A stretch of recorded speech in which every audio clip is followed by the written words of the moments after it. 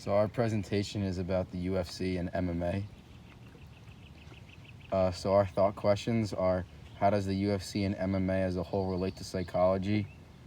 Is there more to the sport than just violence? And what kind of mindset do MMA athletes have? And then this is an intro video.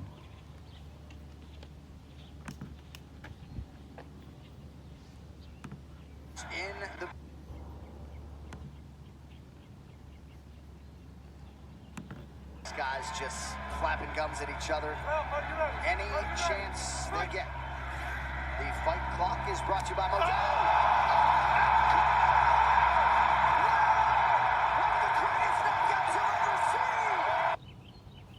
I forgot to mention, viewer discretion is advised.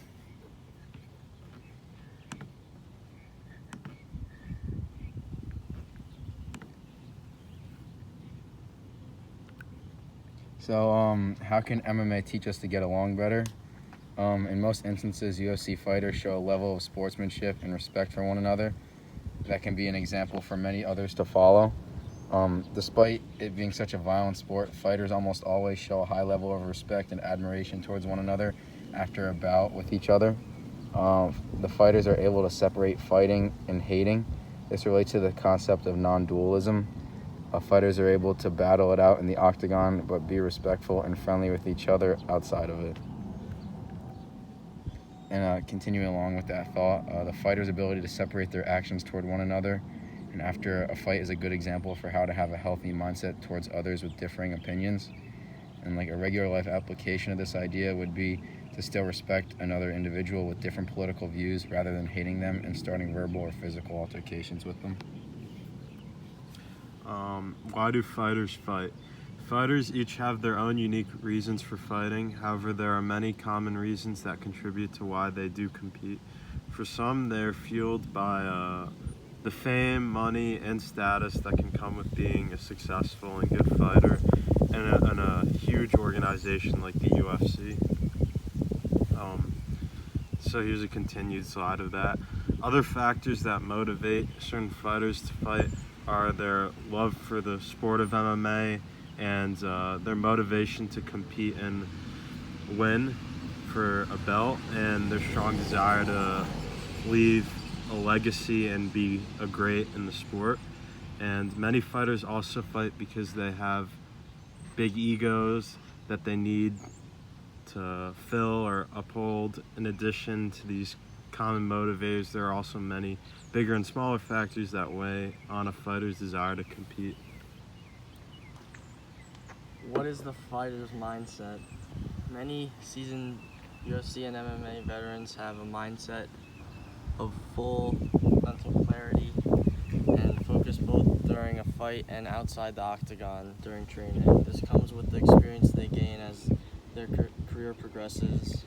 MMA athletes who train consistently show high levels of mental toughness and fortitude. Of course, there are also very confident fighters with high self-esteem. A perfect example is household name Conor McGregor. The majority of fighters in the UFC share a controlled stress response which helps them not fold under the pressure of the large crowds and constant scrutiny. Another highly universal mindset that most UFC fighters hold is the growth mindset. It is the mindset that makes them hungry to compete and get better every day. It fuels them to grow from their mistakes so that they can chase the titles and reach the pinnacle of the sport. So here's another video. The video is 9 minutes, but we'll show just a brief portion of it. Stop right there. It's fear. These are all tells for me in mental warfare and psychological warfare. Conor's psychological warfare is largely based around his trash talk, which has three main components. First, he will harshly identify a flaw in their fighting. Then he will zero in on a physical attribute to constantly criticize and ridicule. Third, he will use his confidence, charisma, and physical attribute to constantly criticize and ridicule. Third, he will use his confidence, charisma, and quick wit in a form of verbal jujitsu to flip and reframe anything anyone says back at the opponent, making them think twice before insulting him again. All of these combine to leave the opponent feeling mentally drained and often emotional before the fight has even begun, offering Conor a huge advantage in a contest where you need to be on your A game constantly. Although Conor can be brash, he has a deep understanding of martial arts. He begins trash talking by zeroing in on a legitimate flaw in the opponent's fighting style, letting them know in a condescending and disrespectful way he has them figured out. And he got wobbled about 40 times. His chin is deteriorating. Every single contest he gets in, he hits one knee. He does a gust of wind and he does the chicken dance. You know what I mean? His weakness is obviously his chin, you know. You get wobbled in every fight, Dustin. Every fight. You get dropped to one knee in every fight. By insulting Dustin's head and his background in a comedic. So that's just a small portion of the video. So our thought, question, conclusion, it was meant to be discussed by the class.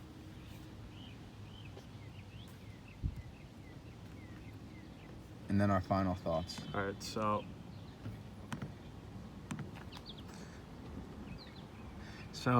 personally, I think that psychology actually plays a really big part in UFC and the MMA because certain fighters can get really nervous before they have big fights, and they can let it get to their head.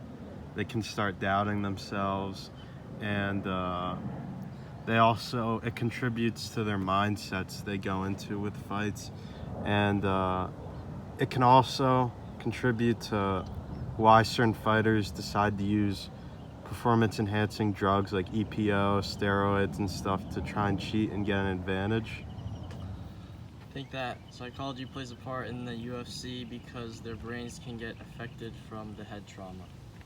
And I personally feel that there is more to MMA and UFC than people think, and there are many things people can learn from fighters pertaining to mindset and the way they think during training and a fight. And then this is just our works cited.